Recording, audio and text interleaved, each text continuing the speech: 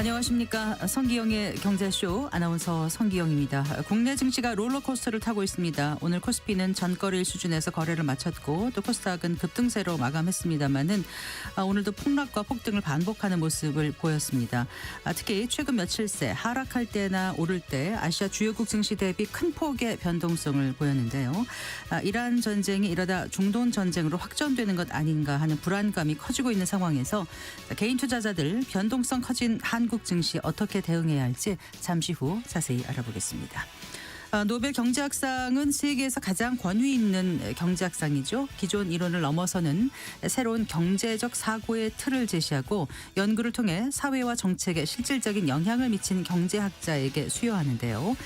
지금까지 노벨 경제학상을 수상한 41명의 경제학자들의 이 복잡해 보이는 이론을 일상에 맞춰서 쉽게 풀어낸 책 오늘 소개해드리겠습니다. 이 시간 유튜브로도 함께합니다.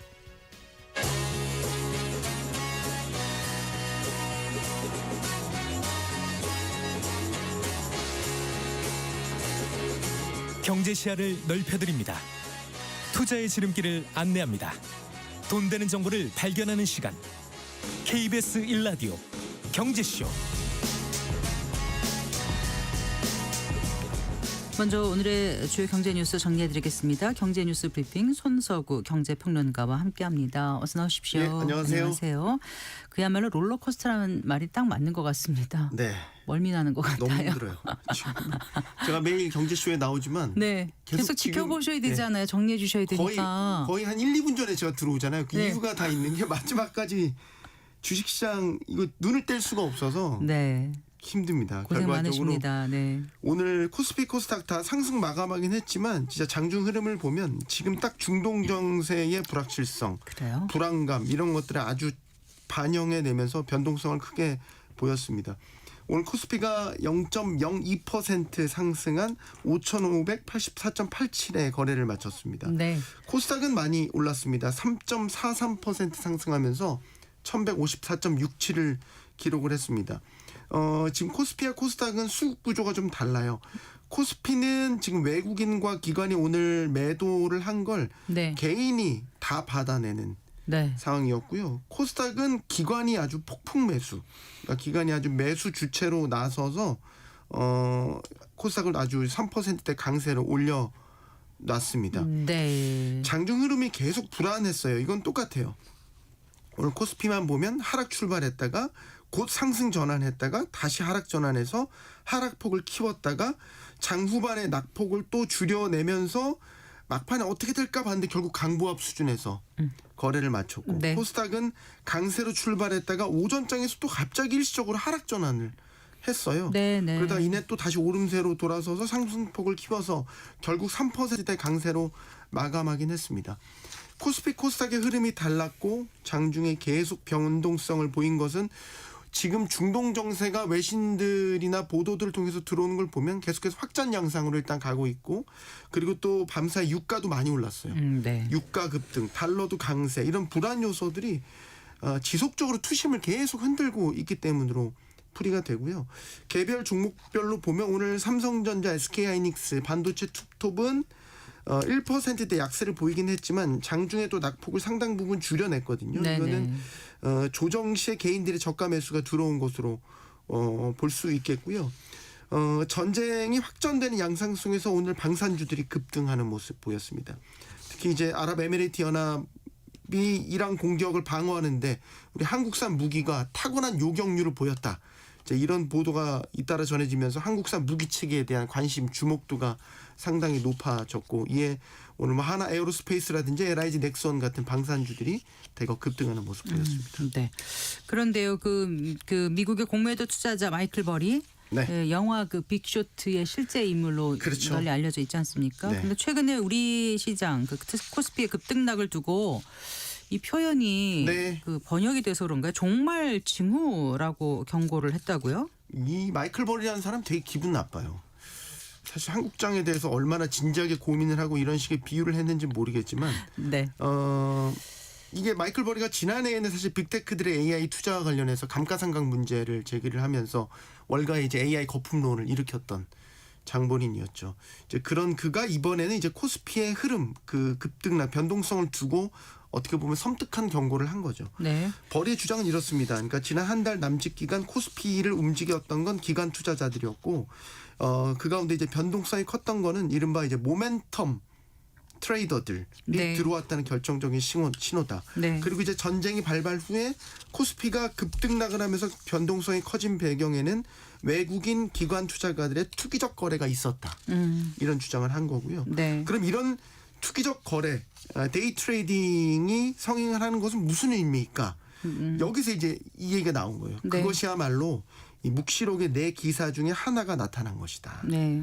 묵시록의 네 기사, 이게 이제 신약에 나오는 이제 요한계시록의 그 종말을 나타내 하나님의 심판이 임박했음을 알리는 이제 네 명의 말을 탄 기사들을 통해서 비유한 것이죠. 네. 그래서 네 기사가 상징하는 게 이제 정복, 전쟁, 사륙, 기근, 궁핍, 마지막 네 번째가 재난과 죽음. 네. 이제 이런 걸 뜻하는데 코스피의 급등락을 가지고 지금 이런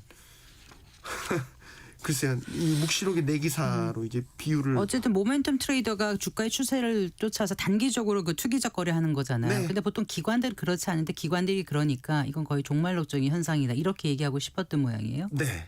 근데 저는 이제 계속 의문인 거는 이분이 뭐 유명한 투자자인지는 모르겠지만 한국 증시에 대해서 뭐 얼마나 안다고 이런 식의 비유를 했는지는 잘 모르겠습니다. 네. 사실 뭐 기관들의 어떤 데이 트레이딩, 뭐 기관들도 여러 주체가 있는데 그거를 하나로 묶어서 다 얘기할 수 있나? 네. 그리고 여기에서 우리 개인 투자자들의 그 방어해내는 그 매수세를 통해서 방어해내는 능력 이런 것들은 다 배제하고 자기가 보고 싶은 것만 보고 사실 이런 식의 비유를 한 거여서 어쨌든 서브프라임 모기지 사태를 예견했었지만 그 이후에 다른 예측들은 좀 많이 틀렸다고 많이 하더라고요. 틀렸고 자신이 운영하는 펀드도 결국 네. 그 공매도 투자했다가 다 쇼포지션 청산당해가지고 펀드도 지금 다 없는데 갑자기 작년부터 목소리를 다시 내내고 있거든요. 네.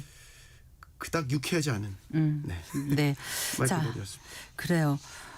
정부가 그 일선 주유소에 대한 현장 단속 들어간다고 했었지 않습니까? 네. 근데 지금 보니까 그 꽤 올랐어요. 휘발유 경유 가격 다 경유가 오늘은- 더 오른 것 같기도 하고 네. 아닙니까? 네. 오늘은 이제 네. 서울 휘발유 가격이 1,900원을 넘었습니다.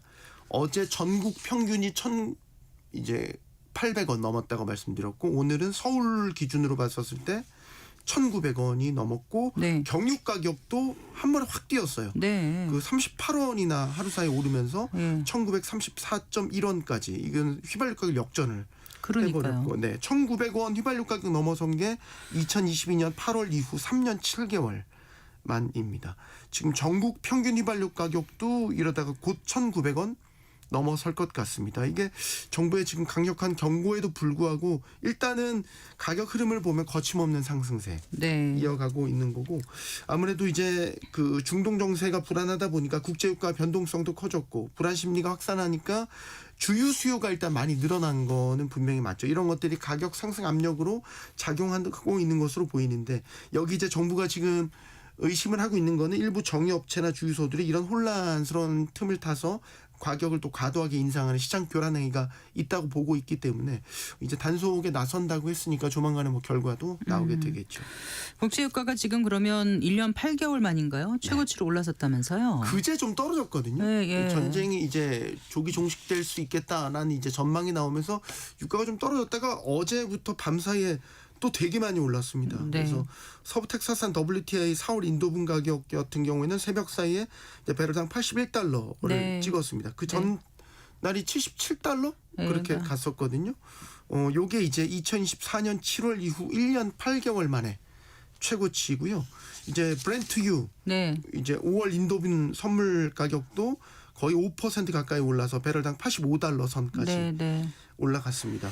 이제 밤사이 유가가 급등한 거는 앞서 말씀드린 것처럼 지금 중동 정세가 또 확전 양상으로 가면서 원유 수급 불안감이 커졌다라는 거고 간밤 외신들을 통해서 전해졌던 거는 지금 이란의 공격이 실제적으로 유조선에 지금 감행이 되면서 네. 이라크 항구에 있던 유조선 한 척에 이제 그 폭발이 폭발. 발생했고 이게 이제 이란 이슬람 혁명 수비대가 자신들의 공격이었다. 이렇게 주장을 하고 있는 상황인 거고 지금 이러한 주변국으로 공격을 하는데 타격 지점들이 에너지 시설, 정유 시설들을 주로 타격을 하면서 네. 지금 그 원유 생산도 문제가 돼서 중장기적인 원유 수급에 대한 불안감이 지금 커지고 있다는 게 네. 원유 가격을 밀어 올리는 것으로 보이고 있고 지금 호르무즈 해협 같은 경우는 완전히 봉쇄됐다는 외신 보도가 나오고 있어요. 지금 한 척도 호르무즈 해협을 지나가지 못하고 있다. 그래서 완전 봉쇄된 것으로 전해지고 있어서 중동 산유국들의 어떤 생산 차질, 공급 차질이 계속해서 빚어지고 있습니다.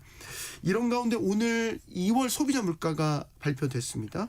2월 소비자 물가 상승률은 2.0% 전월과 같습니다. 이게 한국은행 물가 목표치에 정확히 부합하는 수준이죠. 그러니까 물가는 2월까지는 안정적인 흐름을 유지하고 있는데 네, 네. 관건이 이제 이달 3월이 되겠죠. 그렇죠. 이란 중동 사태가 이제 2월 마지막 날부터 시작됐으니까 3월에는 지금 휘발유값 오르는 이런 것들이 물가에 반영될 테니까요. 3월 물가를 주시해봐야 될 것 같습니다. 네. 그리고요 공정거래위원회에서 그 전분당 업체들의 그 가격 담합 의혹에 대한 조사를 마무리하고 지금 뭐 제재 심의에 들어갔다면서요? 네, 그렇습니다. 이제 이번에 그 심의 대상에 오른 회사들은 이제 사조, 그다음에 삼양사, CJ제일제당 같은 전분당 제조 판매 업체 4곳이고요. 공정위는 조사는 마무리했고 이제 제재를 위한 심사 보고서를 발송을 했습니다. 이 전분당이라는 거는 이제 옥수수 같은 것을 이용해 만드는 당류, 그래서 물엿, 포도당, 과당 이런 것들이 여기에 해당이 되고 공정위가 이제 앞서 이제 설탕 담합 사건을 조사를 했지 않습니까? 네, 네. 요 설탕 담합 사건을 조사하던 중에 이 전분당 관련 담합 혐의도 포착을 해서 작년 10월부터 넉 달간 조사를 진행을 한 거고요. 네. 지금 공정위 조사 결과는 이렇습니다. 이런 전분당 제조 판매 업체들이 2018년 5월부터 지난해 10월까지 7년 6개월에 걸쳐서 반복적이고 조직적으로 판매 가격 담합을 벌였다라고 네. 이제 판단을 조사 결과 했습니다. 예. 이번 담합으로 영향을 받은 관련 매출액이 6조 2천여 원에 이르는 것으로 산정을 했고요. 공정위는 이번 담합이 매우 중대한 위법행위다. 라고 판단을 했고 그래서 이 중대한 위법행위의 과징금은 관련 매출액의 20%까지 부과할 수 있기 때문에 네. 이걸 고려하면 이제 과징금은 최대 1조 2,400억 원에 달할 것이란 예상이 나오고 있고요. 네. 또 이것과 함께 지금 입찰 담합과 부산물 가격 담합 행위에 대해서도 그러니까 전분당의 부산물 가격 담합 행위에 대한 조사도 함께 진행 중에 있습니다. 네. 이 담합과 같은 시장 교란 행위에 대해서 공정위가 전방위 조사에 나서고 있는 모양새입니다. 요즘 공정위가 제일 열일하고 있다고 이런 말도 하고 있죠. 지금 이재명 대통령이 연일 그 담합이나 가격 조작 이런 이 불공정 거래에 대한 엄단 의지를 밝히고 있지 않습니까? 이게 공정위가 지금 전면에 나서고 있는 모양새인데 지금 설탕, 밀가루에 의해서 전분당까지 담합 조사를 마쳤고 최근에 또 라면과 같은 이제 가공식품에 대한 가격 점검 동향을 또 면밀하게 파악을 하고 있습니다. 네. 이재명 대통령 취임 직후에 라면 가격 2,000원 한다는데 진짜냐 이런 발언을 한 게 있는데 최근에 이제 공정위가 가공식품 조사 나서니까 당시 이재명 대통령의 발언이 또 재조명 돼서 일종의 업체들에게 이게 라면 가격 조정 압박 요인으로 작용하고 있다. 이런 분석도 나오고 있고요. 그 공정위는 이런 라면이나 과자 같은 이제 소비자들이 많이 찾는 그 생활 필수품에 대한 소비자 가격, 단위 가격 등을 집중 모니터링하고요. 담합 같은 불공정 거래 행위가 우려되는 경우에는 신속히 조사에 착수할 예정이라고 밝혔습니다. 네, 잘 들었습니다. 고맙습니다. 감사합니다. 경제뉴스 브리핑 손소구 경제평론가와 함께했습니다.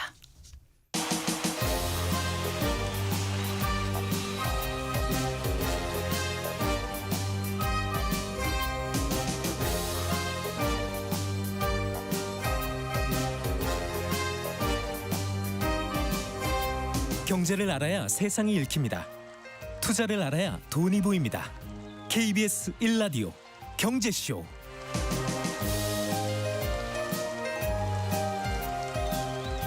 자, 4시 19분입니다. 이번 주 정말 국내 증시 어질어질합니다. 코스피만 봐도 뭐 이틀 동안 20% 정도 하락한 후에 어제는 뭐 9%좀 넘게 상승하는가 싶더니 오늘도 극심한 변동성 보였는데요. 월가의 한 분석가는 우리 증시를 두고 심장이 약한 사람들을 위한 시장이 아니다. 이렇게까지 얘기했습니다. 자, 변동성이 큰 우리 한국 증시에 개인들 어떤 투자 전략 가져가야 될지 고민이 많을 텐데요. 자세히 짚어볼까요? 홍초득 프리즘 투자자문 대표 스튜디오에 모셨습니다. 반갑습니다. 안녕하세요. 네, 바쁘시죠? 예, 아무래도 이제 운용사잖아요. 네. 제가 운용사를 하다 보니까 네. 특히 이번 이란 사건이 연휴에 터지니까 이제 쉬지를 못하고 네. 그래서 뭐 또 그 고객님들이 얼마나 불안하시겠어요. 어떤 질문이 제일 많아요? 이게 이대로 이제 우리 큰일 난 거 아니냐. 그런 이야기들 하시는 분들도 많아서 팔자엽게 지정학 공부 엄청 하게 되잖아요. 원래 잘 아시잖아요. 역사과 출신 잘하긴 아니신가요? 하는데 파이프라인이 그새 뭐 몇 개가 생겼냐 이런 것까지는 모르죠. 아, 그렇죠. 그거 다 일일이 쫓아가기가. 네. 네, 그래서 뭐 숫자 살펴보면서 저 우크라이나 전쟁 때랑은 좀 다른 것 같습니다. 근데 우리 장이 너무 단기간 급등하다가 맞은 좀 외부 충격이 와서 네. 그 때문에 심리가 너무 많이 위축된 것 같다. 뭐 네. 그렇게 말씀드리고 있습니다. 혹자는 이렇게 얘기해요. 우리 증시 보면은 뭐 전쟁이 어느 나라에서 난 거야 할 정도로 정말 이 변동성이 크다 보니까 이게 국내 증시 변동성이 그게 거의 역대급이라고 해도 과언이 아닌 거죠. 예, 근데 이게 너무 자주 와요. 이제 이게 문제인 것 같아요. 그래서 2026년 3월 4일 마이너스 12%가 역사상 1인데 사실은 24년에 마이너스 9%가 한 번 있었던 거 기억나시죠? 24년이요? 네, 그게 뭐였냐면 엔캐리 청산. 아, 그게 마이너스 9%. 그리고 또 8월인가 그때였죠. 예, 맞습니다. 네, 8월 5일인가 그랬던 것 그 같아요. 날짜를 어떻게 기억하세요? 하도 충격적이라서 그건 기억이 나요. 한여름에. 예, 네. 그리고 또 2020년 3월 19일 네. 코로나 때 아. 그때 또 마이너스 8.4. 네. 그러니까 이제 최근 한 4, 5년 사이에 1등부터 7등 그러니까 하락률 1등부터 7등이 거의 한 3개, 4개가 최근에 찍혔다라는 거니까 네. 한국 시장이 사실 최근에 좀 변동성이 너무 과하다.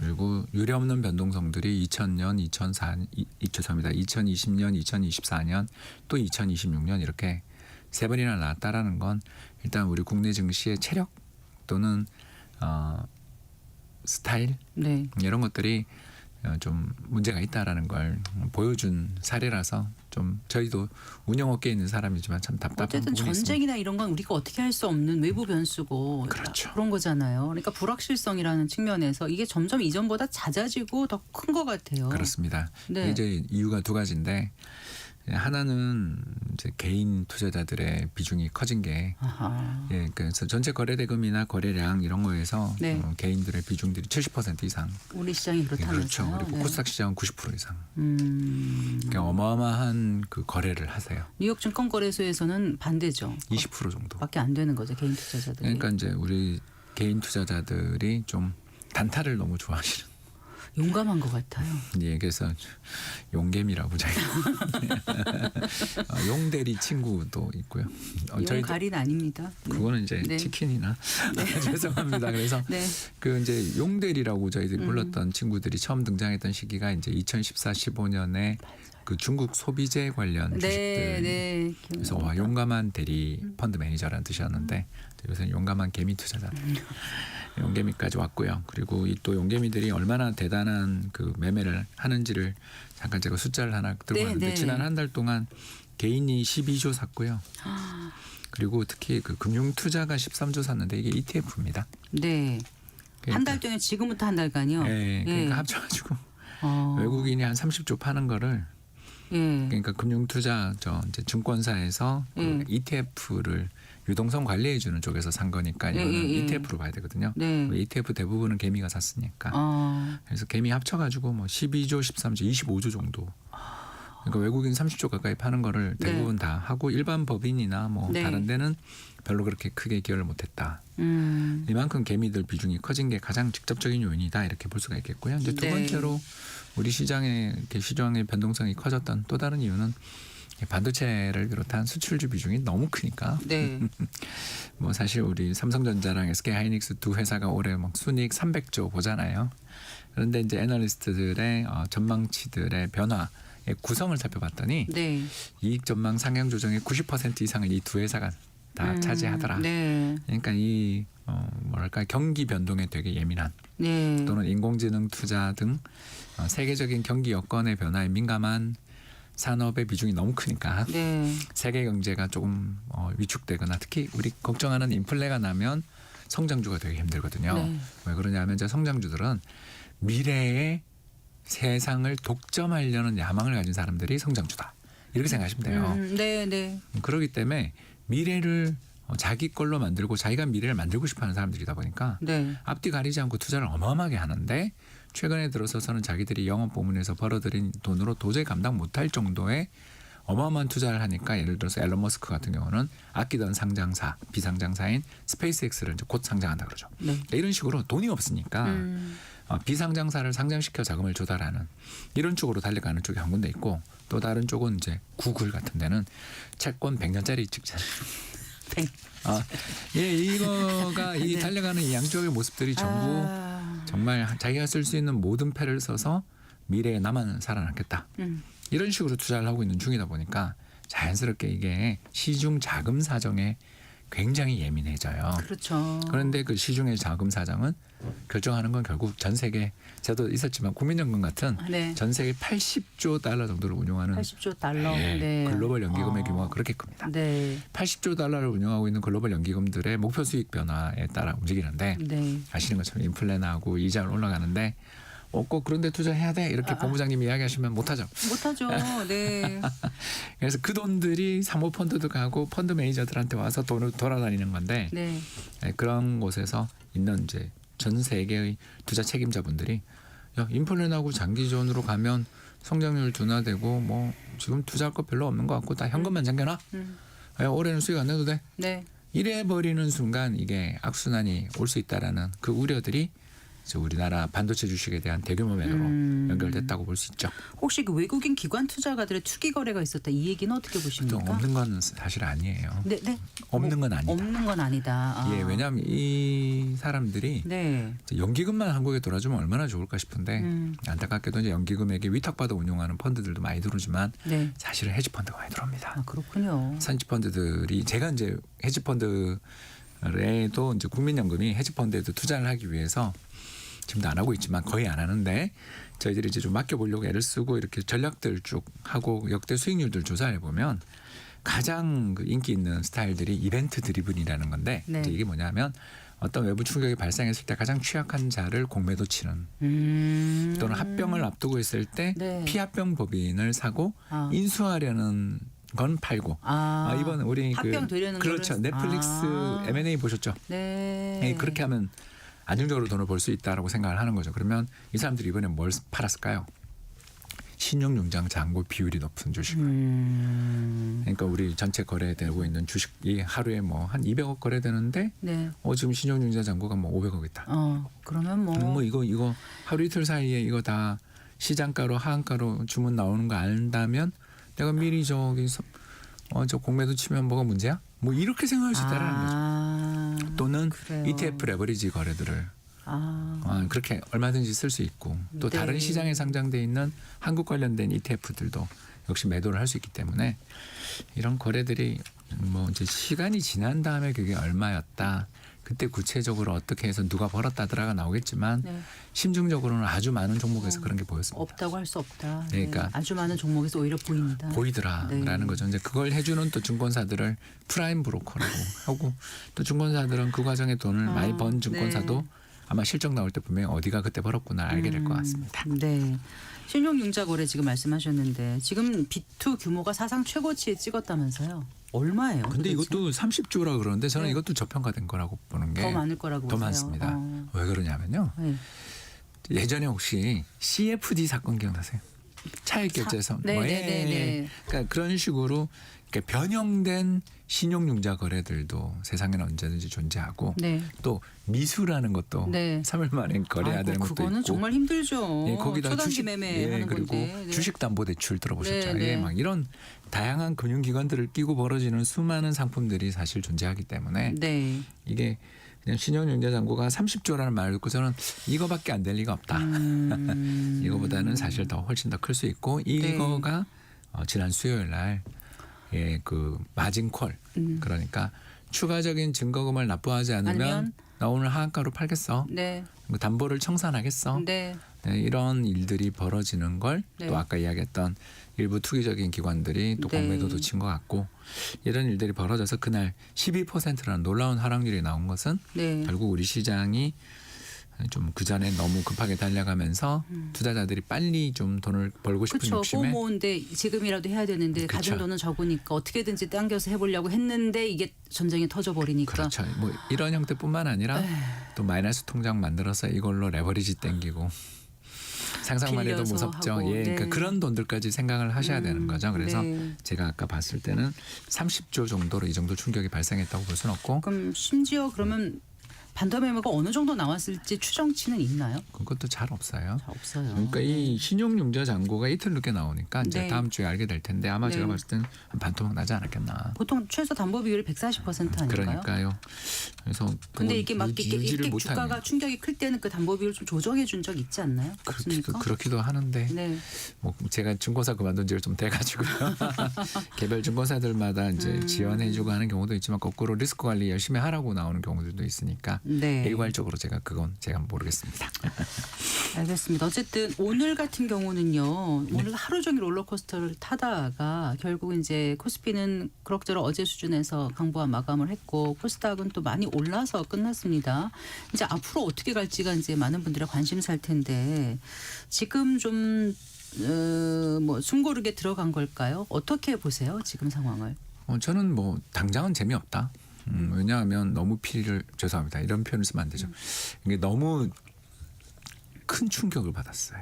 아, 피라고 표현하셨던 거예요? 죄송합니다. 네, 그러니까 네. 저희가 이제 영어인 줄 알았더니. 아니, 네. 그 월가에서 네, 네. 쓰는 격언 있잖아요. 네, 네. 월스트리트가 투기 거래자들의 그걸로 흐를 때 그때 사라. 네. 이제 이런 격언에 맞는 시장이 위에 돼버렸죠. 피어 올린 꽃이다 이런 그렇죠. 표현을 하잖아요. 네. 예, 시적인 표현이었는데 이렇게 들으니까 무섭네요. 그래서 지금은 저로서는 뭐 저희 같은 기관들은 삽니다. 왜? 시장 경제 펀더멘탈에 대한 분명한 우려는 생겼다고 하지만 네. 절대적으로 지금 이런 시장을 볼 때는 뭘 봐야 되냐면요. 유가를 보셔야 됩니다. 네. 예, 그런데 2022년 우크라이나 전쟁 때 얼마 갔는지 혹시 기억나십니까? 네. 130불 갔어요. 130까지 갔었나요? 117부터 120 라인에 한 6개월 있었고요. 네, 네. 장중에 기준으로 해서 130도 장외 거래에서 뚫은 걸 제가 봤습니다. 네. 근데 지금 80달러 정도죠. 이제 이게 이유가 두 가지인데요. 하나는 러시아는 하루에 1,000만 배럴 생산 국가고요. 이란은 500만 배럴 생산 네. 국가입니다. 그러니까 일단 원유 시장에 미치는 영향력 자체가 굉장히 적고요. 러시아보다는 훨씬 네. 적고요. 두 번째가 이런 이란이 국제 시장에 그 물건을 판 게 아니라 암묵적으로 대부분의 그 물동량들 500만 배럴의 국내 수요를 충당한 나머지 대부분의 생산량은 중국 쪽으로 갔다라는 게 분석이거든요. 왜냐하면 굉장히 오랜 기간 동안 네. 국제 제재를 당하고 있었기 때문에 네. 결국 이런 부분에서 사실 이란의 생산량이 줄어들고 그쪽 부분에서 문제가 생긴 걸로 인해서 세계 경제에 미치는 영향이라는 건 크지 않은 거죠.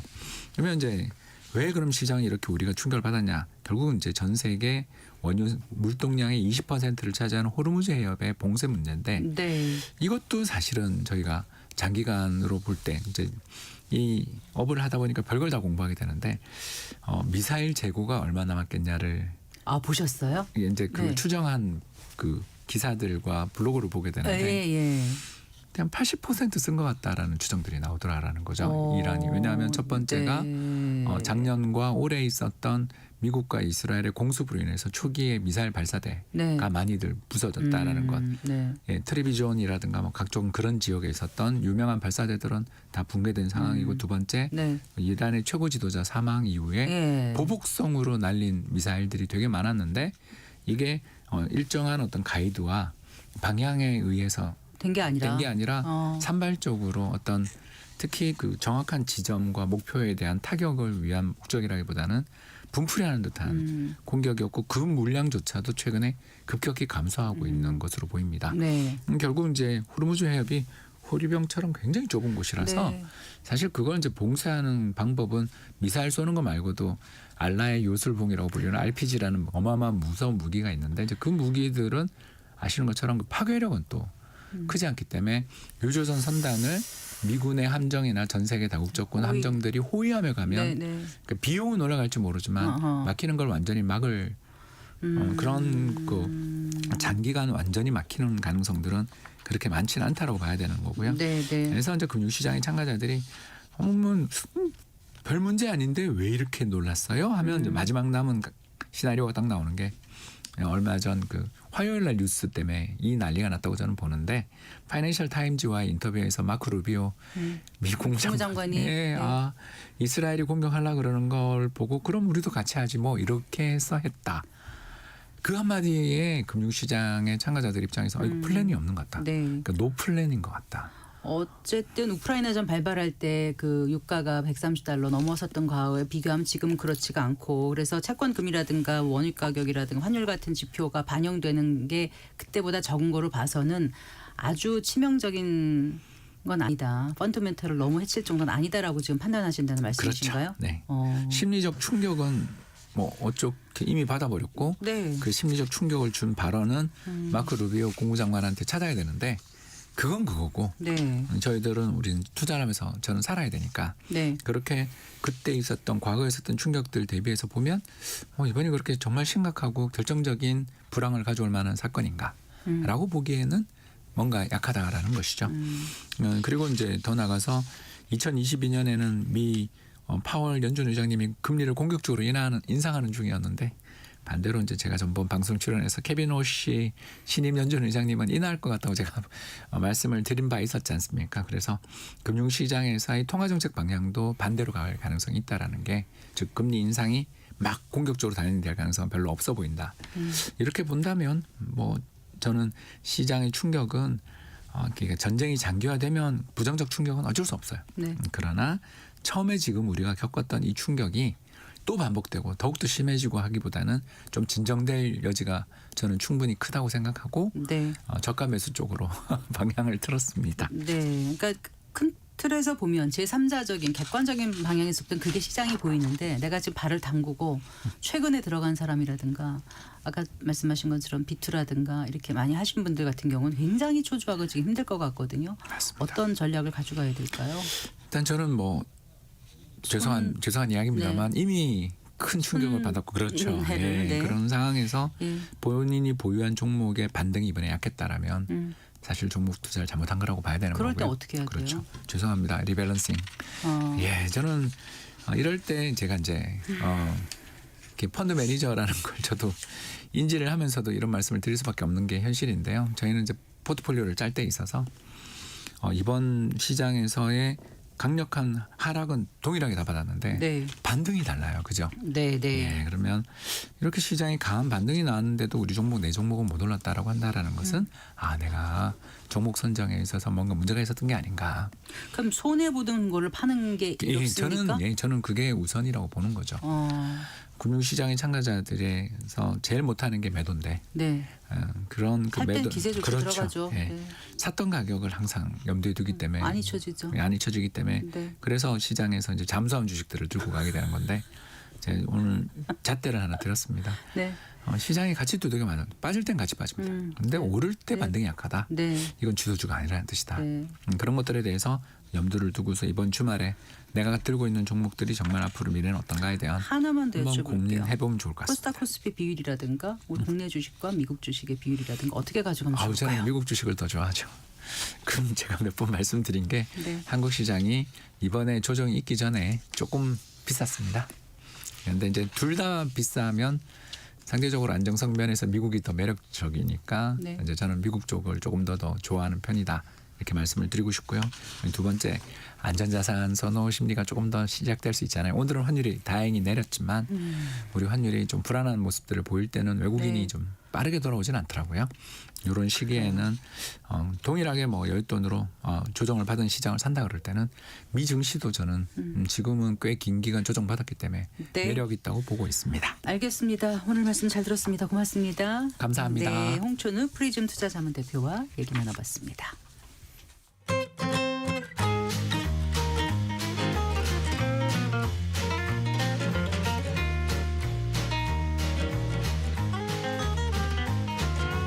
경제 맛집 투자 핫플. 지금은 돈 벌기 딱 좋은 시간. KBS 1라디오 경제쇼.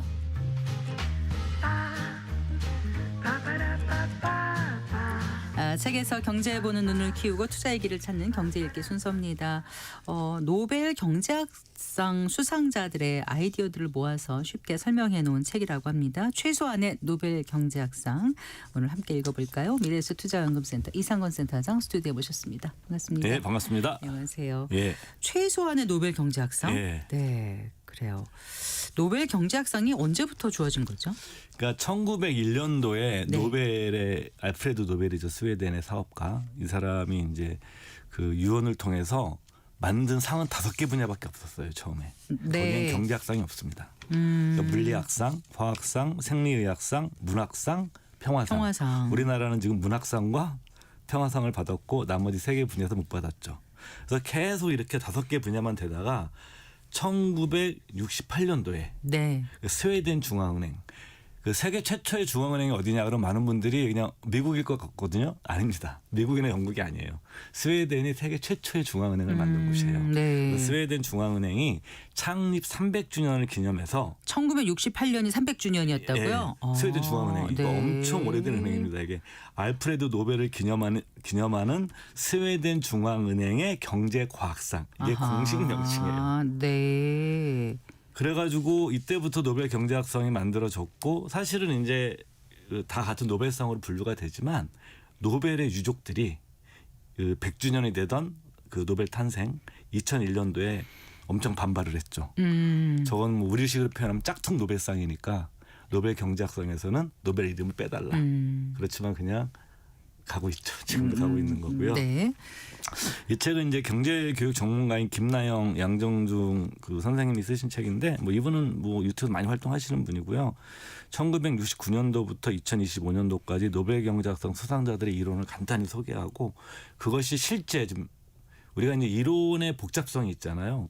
근데 우리가 필요한 것은 그 이론에서 제기됐던 중요한 핵심 아이디어들이에요. 네. 그 아이디어들을 우리 삶이나 우리 현재 경제 현상을 볼 때 어떻게 보는 게 도움이 될까 이렇게 아이디어들을 소개해 주는 책입니다. 네. 뭐 주제는요, 뭐 혁신 굉장히 중요한 주제죠. 우리가 뭐 경제에서 특히 요즘은 더 중요한 주제고 또 그에 못지않게 중요한 게 경제 성장의 문제, 네. 주식 시장, 남성과 여성의 임금 불평등에 관한 연구들로 이제 상을 받으신 분도 계시고요. 이렇게 좀 여러 주제들을 이 책에서 좀 쉽게 약간 교양서에 가까운 책이라고 보시면 될 것 같아요. 그러니까 41명의 노벨 경제학상 수상자들의 얘기가 담겨 있는 거잖아요. 그러면 어떤 수상자 일단 얘기해 주시겠습니까? 아무래도 돈 얘기요.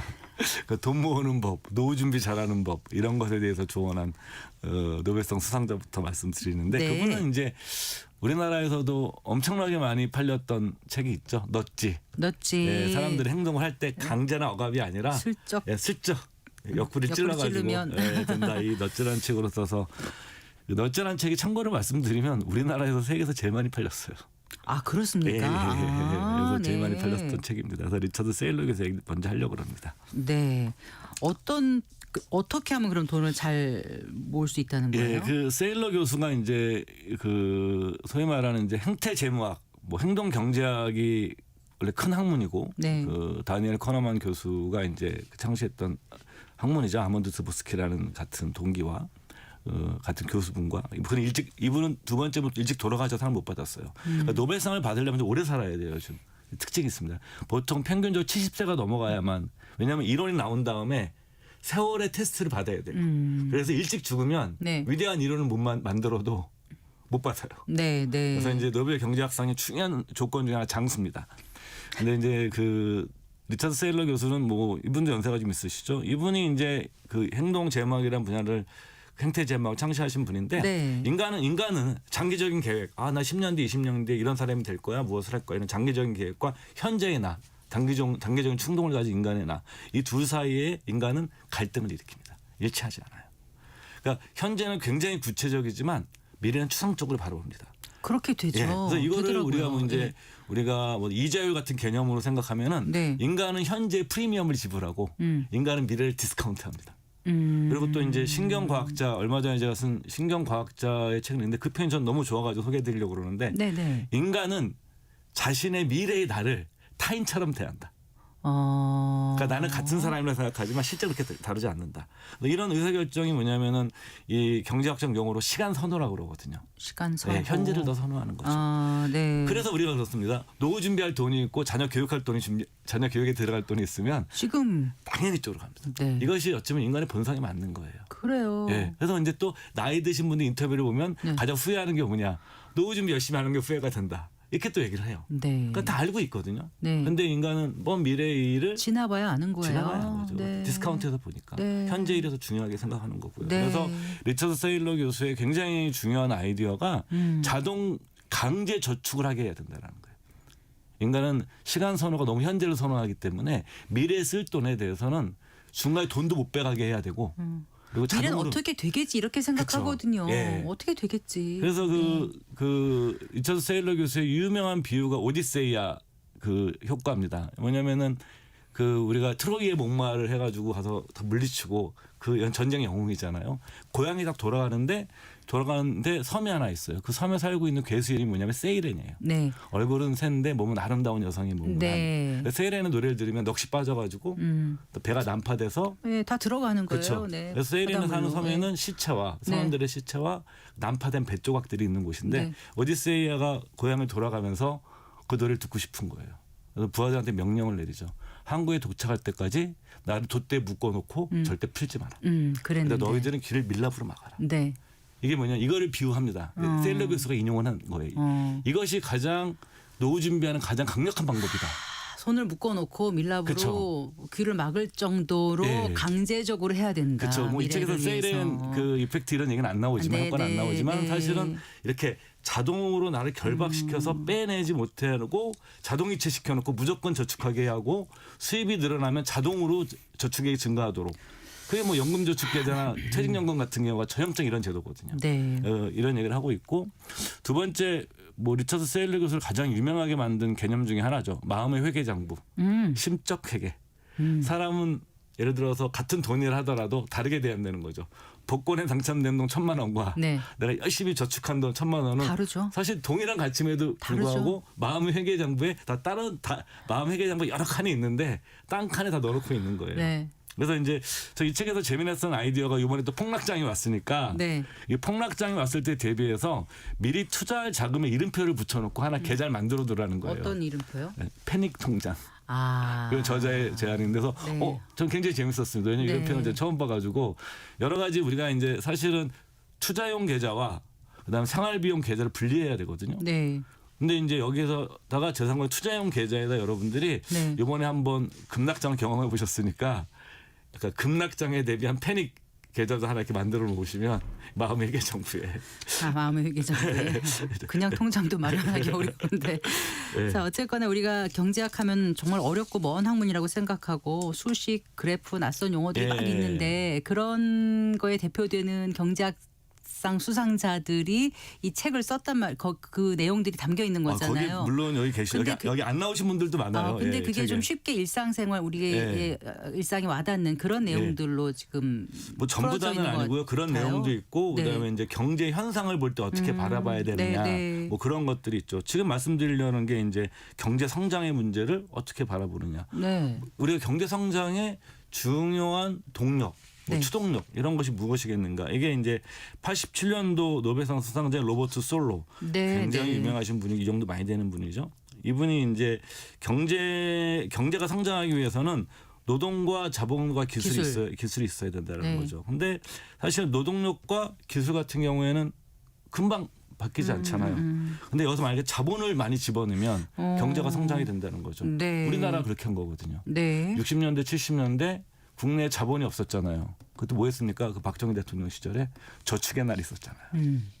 의무적으로. 네. 그래서 뭐냐면 계속 국내에서 그 저축을 많이 하게 돼서 그 저축을 통해서 자본을 쌓게 하고 이 돈을 가지고 국가에서 어떻겠습니까? 배분을 해준 거죠. 네. 그래서 뭐 우리가 포항제철 포스코도 짓고 뭐 그 창원이라든가 그다음에 울산 이런 데들에 기본적으로 국가 저축해된 돈 그다음에 해외에서 빌려온 돈을 가지고 국가 차원에서 산단 만들고 자원을 배분하면서 네, 네. 오늘날의 우리나라의 이제 경제 구조가 만들어진 거죠. 그러니까 다시 이런 이론이 이제 그 이 책의 저자는 그렇게 해설하고 있는 거죠. 우리나라가 경제개발 시대에 로버트 솔로우 이론에 굉장히 적합한 모델을 가졌었다라고 얘기를 하는 거고 네. 또 최근에 이제 또 등장한 학자들은 또 계속 변하죠. 시대가 변하니까 2018년도 노벨상 수상자인 폴 로머 교수 얘기가 나오는데 이 사람은 내생적 기술 변화라는 개념을 제시했대요. 그러니까 기술이 자체적으로 변화 혁신한다라는 거죠.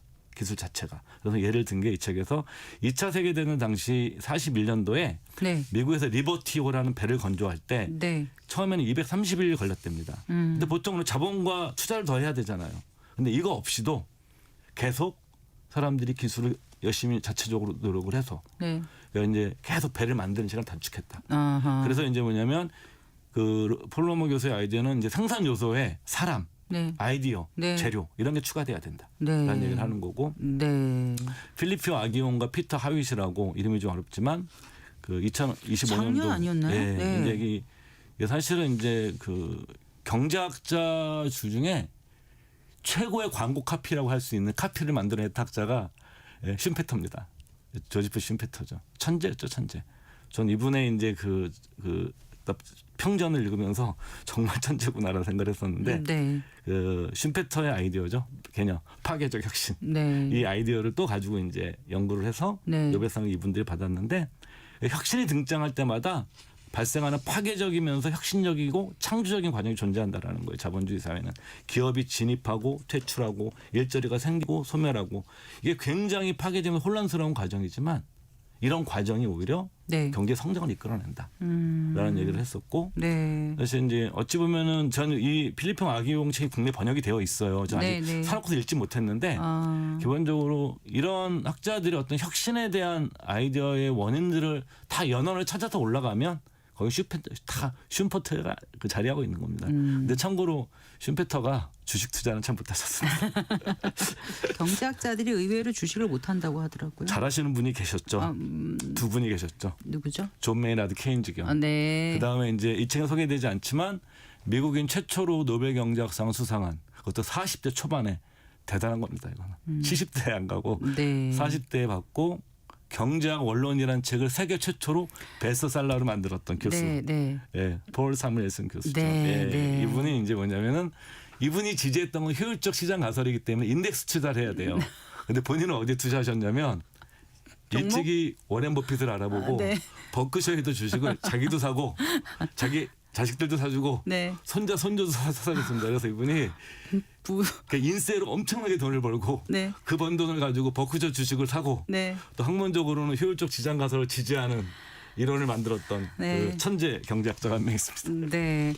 어쨌거나 혁신이 화두가 되다 보니까 기업 문화에 대한 관심도 갈수록 높아지는데 작년에 그 조엘 모키어 교수인가요? 예. 그분도 받지 않았습니까? 예, 노벨 그분도 경제학상? 받았죠. 네. 이분이 이제 혁신을 가능하게 하는 문화, 네. 기업 문화에 대한 연구 받았고 이분은 경제사학자라고 그러거든요. 네, 네. 근데 경제사학이 굉장히 힘든 분야입니다. 왜냐하면 역사 공부를 하셔야 되고요. 네. 그 당시에 유행했던 경제 이론을 알아야 되고 그 다음에 또 그 경제 그 당시 환경 데이터들도 다 봐야 돼요. 그래서 네. 뭐 제가 하는 말이 아니지만 어떤 뭐 경제학 박사님이 저한테 하셨던 얘기가 가장 머리 좋은 사람들이 해야 되는 학문이 경제사학이다. 네. 이런 표현도 쓰는데 이분이 뭐냐면은 어떤 지역에서는 왜 혁신이 좀 더 빨리 일어나고 네. 어떤 곳에서는 그렇지 못한가. 뭐 대표적으로 실리콘밸리는 왜 이렇게 세계 그 어느 곳보다도 혁신이 많이 일어나느냐. 그랬을 때 이분이 꼽은 거는 심리적 안정감이 있어야 되고 두 번째 빠르게 실패할수록 더 빨리 배운다라는 그런 문화가 정착되어 있어야 네, 된다는 네. 겁니다. 그러니까 비난을 두려워하지 않고 자유롭게 아이디어를 제안하고 실패를 하더라도 이거를 데이터로 삼아서 또 할 수 있는 곳. 이런 곳인데 반대로 수직적 보고 체계, 네. 지나친 매뉴얼, 그다음에 부서 간 경쟁이 심한 곳들은 정보 공유이 안 하거든요. 이런 것들은 이제 혁신이 잘 일어나지 않는 거예요. 성장이 잘 일어나지 않는 그러니까 노벨 경제학상이 나하고는 너무나 거리가 먼 거라고 생각하지 않고 이 책을 네. 들여다보면 내 생활에 맞닿아 있는 부분도 알 수 있을 테고 네, 맞습니다. 변화하는 미래 어떤 세계의 상황에 대처할 수 있는 방법 같은 것도 혹시 찾을 수 있지 않을까 예. 이런 기대를 해보게 네, 하는 맞습니다. 그런 책이네요. 그 존 메네드 케인즈 형이 하신 말씀 중에 그분이 한 말씀 중에 경제학은 삶의 문제를 현재의 네. 문제를 해결해 주지 못하면 네. 학문으로 가치가 없다. 네. 이런 말도 하신 적이 있죠. 네, 오늘 네. 최소한의 노벨 경제학상 미래셋 연금투자연금센터 이상건 센터장과 읽어봤습니다. 감사합니다. 예, 고맙습니다. 네, 마칠 시간입니다. 성기영의 경제쇼 오늘 순서 여기까지입니다. 주말 잘 보내시고요. 저는 다음 주 월요일 오후 4시 5분에 여러분 다시 찾아뵙겠습니다. 고맙습니다.